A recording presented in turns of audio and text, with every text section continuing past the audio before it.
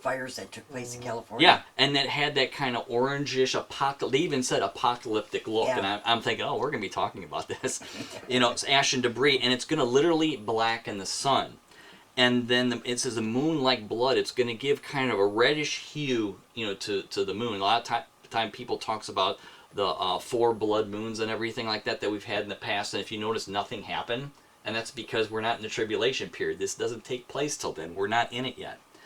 And this is going to be a time when God Himself begins to intervene. I meant to ask you to stay in Luke chapter 21, but you just stay there because it's only 2 verses, and I'm just going to read it. But it's during this same period of time when He's on the Mount of Olives. And in Revelation chapter 21, verse 25 and 26, Jesus 25, 26, Jesus says, "There will be signs in sun and moon and stars, and the earth dismay among nations in perplexity at the roaring of the sea and the waves, men fainting from fear and expectation of the things which are coming upon the world, for the powers of the heavens will be shaken." Now, so he's talking about this period of time when cosmic things are going to happen. If you notice, a lot of things that are happening prior to this are things that happen by like human hands, but here God is the one intervening. John, were you going to say something, or you just gotcha? But let's focus on the word sackcloth. The sun became like sackcloth. Sackcloth is something in biblical times, both in the Old and New Testament, that was made of animal hair. That's why it says became sackcloth made of hair, or of hair.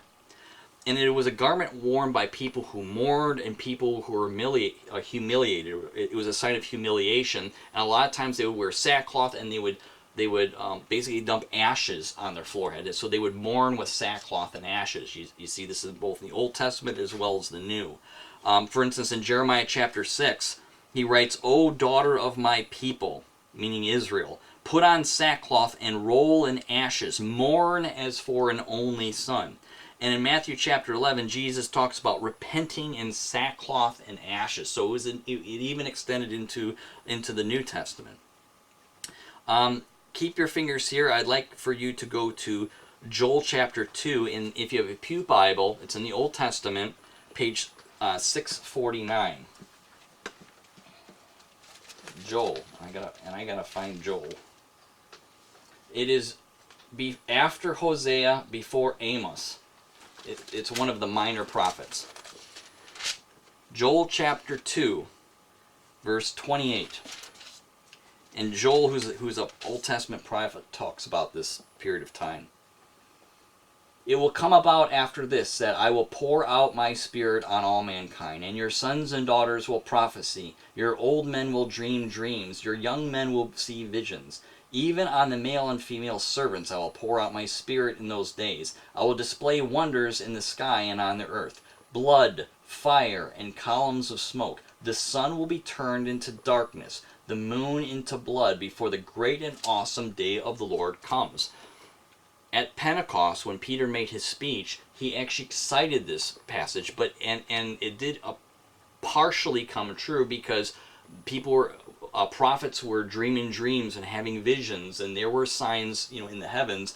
But this actually applies even more so, during the end times, because it happens before the great day of the Lord. If you notice, I said before. This occurs before the great and awesome day of the Lord. The term day of the Lord is a synonym for God's wrath, and there are different stages of God's wrath, as we're going to see. So all this is happening before God's wrath pours out onto an unbelieving world, and it continues to do this during the tribulation period. Steve, Yeah. why in this one does it seem more direct, like you said the other one, as blood, where this one it says blood. just says Yeah. blood? Yeah. That's kind of interesting how it... Yeah, the one says it is blood, and the Yeah. other one says as blood. And a lot of it has to do with the translations, and a lot of it has to do with the difference between the Greek and the Hebrew. And when you're translating from one language to another, you kind of lose some stuff. And Greek is more of a symbolic type language anyways. Hebrew is more literal, which is kind of interesting, because people tend to look at the New Testament as being literal, and the Old Testament as being symbolic, but the languages are more... So it has... And when you're translating from one language to another, If you want an accurate translation, you're going to translate word for word, you know. And in some translations, like the Message, which are more paraphrases, they're not translations, or like the Living Bible or the New Living Translation, you might get more of a symbolic translation. But like a New American Version, which is what we're using, or King James or something, it's going to be more of a wooden translation. So that's part of the reason why. Yeah, I was gonna say. So the moon is gonna be like a black red hue Yeah. during that time. Right. Yep. Okay, so verse 13. And the stars of the sky fell to the earth, as a fig tree casts its unripe figs when shaken by a great wind. Okay, it says the stars fell from the sky. Obviously, he's not talking about these stars that are gigantic compared to our own sun, are going to fall, you know, to the earth. And unfortunately, when people who are unbelievers read passages like this, they say, see, you know, he's making an error. This can't physically happen. And that's because they don't understand the Greek word. The Greek word for stars is aster. It's where we get our word asteroid from. And all it means is a celestial body. In fact, the word stars sometimes in the Bible refers to angels as well that fall to the sky. So it's going to be some type of celestial body, whether it be asteroids, meteors, or comets, or maybe some other type of extraterrestrial thing that comes down to the earth. And Could that's it all. even be stuff shot out of like volcanoes, you know, where you have them coming out and falling down? I mean, And that could be happening too, because that is going to be happening during the tribulation period. Yes. So, and for instance, in Matthew chapter 2, it says that there was a star in the sky that the wise men were following to find out where Jesus was, and a lot of people think that it refers to an actual star, but it could also be referring to a celestial body too that was moving like a comet or something. So, but that's a whole different ball of wax. And in Matthew chapter 24, when Jesus talks about this, he says that the stars will fall from the sky. Obviously, Jesus is God. He knows what's the stars that he created can't literally do that. So he's talking about some type of celestial body. And then he goes on in the same verse in 13, he says, as a fig tree casts its unripe figs when shaken by a great wind. Some translations say unripe figs or untimely figs. Basically what happens is that these how does this one say, unripe figs, they grow during the wintertime. Generally figs tend to grow during the summer or the spring, but there are figs that grow during the wintertime. And when they grow, there are no leaves to protect them. They don't mature, and as a result, a large wind can blow it off of the fig tree, and they actually fall off. But in the springtime, right before summer takes place, the leaves grow and they become mature and they don't fall off. And Jesus, and to kind of clarify, you know, what I'm talking about, when Jesus is talking on the Mount of Olives, he says, now learn the parable of the fig tree. When its branch has already become tender and puts forth its leaves, you know that summer is near. So you too, when you see all these things, recognize that he is near, right at the door.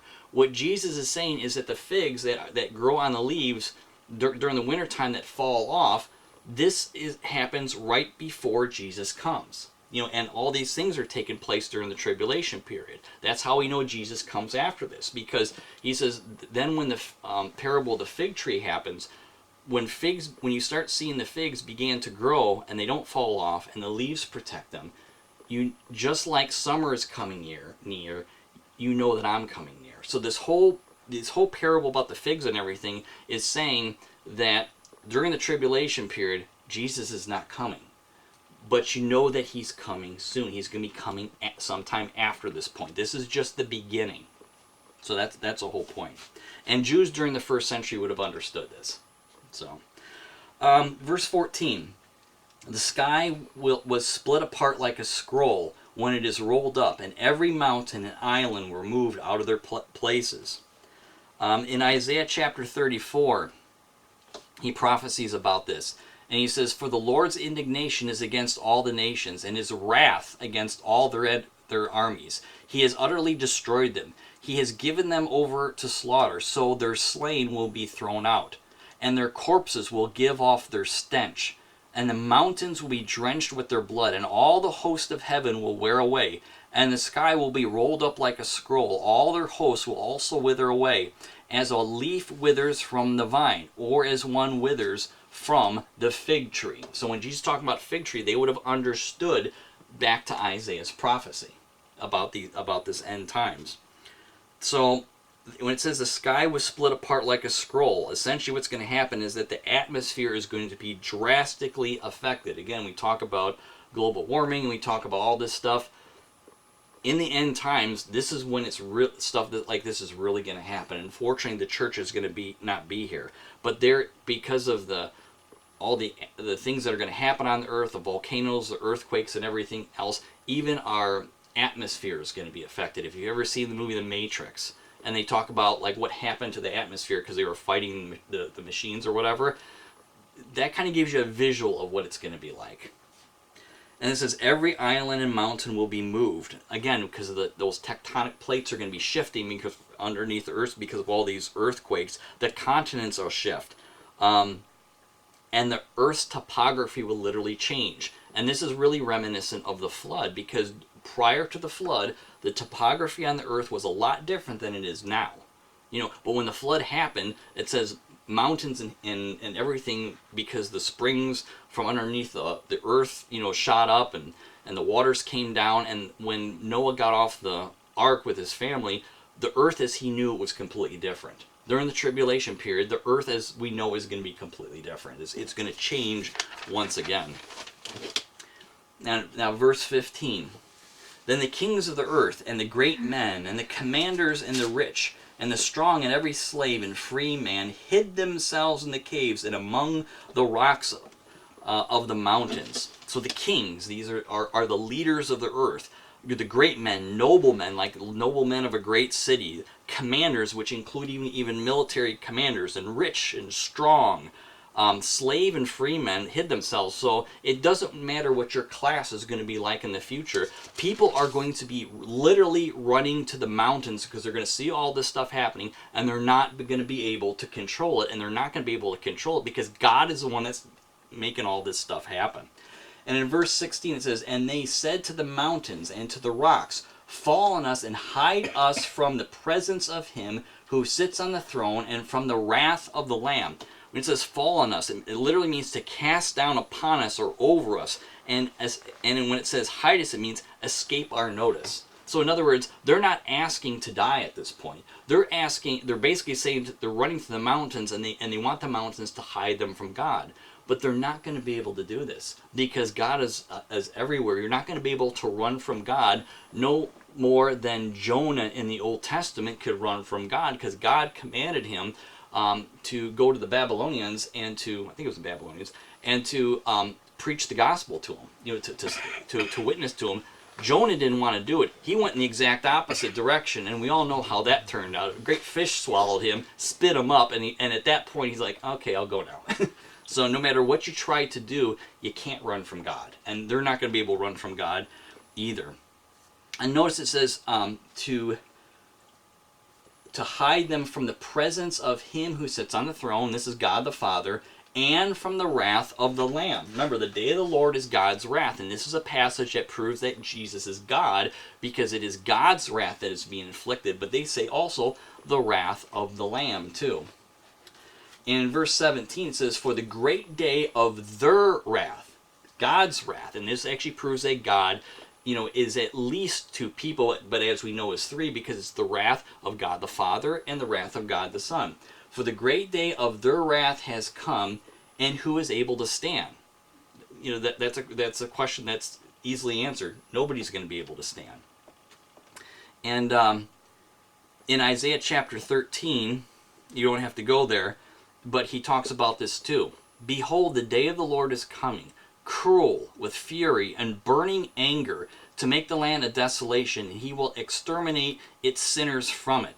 For the stars of heaven and their constellations will not flash forth their light. The sun will be dark when it rises, and the moon will not shed its light. Thus I will punish the world for its evil, and the wicked for their iniquity. I will also put an end to the arrogance of the proud, and abase the haughtiness of the ruthless. I will make mortal man scarcer than pure gold, and mankind than the gold of Ophir. Therefore I will make the heavens tremble. This is the day of the Lord that Jesus warned about and the Apostle John is warning about. And there are different stages that are going to happen during the day of the Lord. This is just the beginning of it. And the next stage of the day of the Lord is going to happen with the trumpet judgments, then the bowl judgments, and then the day of the Lord is going to come when Jesus comes back on his white horse and he destroys all of the unbelievers. He throws Satan into the bottomless pit. He throws the Antichrist and the false prophet into the lake of fire, which is the eternal hell. And then at the very end of human history, after Jesus sets up his 1,000-year millennial kingdom, he's going to allow Satan to be released for a while to deceive the nations. And these nations are unbelievers, because there will be unbelievers during the 1,000-year reign of Christ. And at the end of human history, he takes Satan, he throws him into hell along with the Antichrist and the false prophet. At that point, he destroys the entire earth. Because the Apostle Peter writes in his second epistle, "But the day of the Lord will come like a thief, in which the heavens will pass away with a roar, and the elements will be destroyed with intense heat, and the earth and its works will be burned up." The universe that we know today is going to be completely destroyed. It's going to be burned up. The elements, it says, are going to be destroyed with heat. When God destroyed the world the first time, he did it with water. But the second time, he isn't just going to flood, destroy the earth like he did with water, where the earth is still going to be there and it's going to change. He's going to completely destroy the whole universe. There's going to be an atomic explosion, and he's going to basically create a new heaven. He's going to create a new earth and put it back to the conditions of the Garden of Eden when the New Jerusalem comes down. Yeah. Okay. Yeah. Some of the arguments people give is that when he made the earth, he said it was good. Yeah. So they said, why would he destroy something that was good? Because it wasn't good anymore. He created it good, but then when mankind fell, it affected all of creation, not just the earth, but the rest of the universe. Yeah, but they said the earth part, just like in Noah's day, Yeah. it was flooded, but it was still here. Yeah. And so people are saying, well, the same thing's going to happen. It may be in chaos, and he'll clean that up, but the earth will still be here. Right. Because when he created it, he said it was good. Right. But in Peter's passage, it says the heavens will pass away, and the Greek word for pass away means it's going to be gone. It will pass away with a roar, and the elements will be destroyed. And the elements is Well, isn't it the wording they use when Noah? I'd have to look, honestly, of the passage, but it says the elements will be destroyed. So he's even going down to the subatomic level. I mean, he's saying the elements will be destroyed with intense heat, and the earth and its works will be burned up. Which the elements would have been destroyed during Noah's day. No, wait a minute. They were destroyed because they were still here. The topography changed. I mean, the earth was flooded and it changed, but it wasn't. It was underwater, but it wasn't. Okay, it was underwater, but it wasn't destroyed. It's sort of like Wasn't burned. Yeah, because when something burns at the atomic level, the composition and everything changes to point. It's sort of like if I burnt this piece of paper, the paper is going to be gone. Now it changes in energy, because it disintegrates and everything like that. But it's literally gone. The earth was still physically here. And again, God destroyed the earth with water, and when he destroyed it, the earth was still physically here, just in a different state. When he destroys the heavens, he says they will pass away. It's not just a destruction; they're going to be physically gone. So there's going to be a new heaven and new earth, because he's not just changing it back to he's not changing the present creation back to the time of Adam and Eve before the fall. He's going to create a whole new heaven and earth. That's why he says that's why in Revelation chapter 21 it says there's going to be a new heaven. There's going to be a new. It's going to be a new heaven and a new earth. So the old is gone. So All right, but no, I understand that argument. You know, I've heard that argument before. But back like in Isaiah chapter 13, where we were talking about, this refers to unbelievers only. When he exterminates, it says he exterminates sinners, and he's going to punish the world for iniquity. Even though there are going to be believers who are going to suffer, they're going to suffer because of Antichrist. But all the things that are happening on the earth at this particular moment, this is going to be affecting the unbelievers. You know, so unbelievers are going to be attacked by God in Christ. Believers are going to be attacked by Antichrist and those who follow him. So people are going to be attacked from two different directions. But at our next Bible study that we're going to have, we're going to be talking about, we're going to start with chapter 7 and hopefully read down to the end of the chapter. And we're going to talk about the 144,000, who they are, what their function is, if they are what the Jehovah's Witness refer to as 144,000 Jehovah's Witnesses that the Watchtower teaches. Do they refer to Christians during this period of time?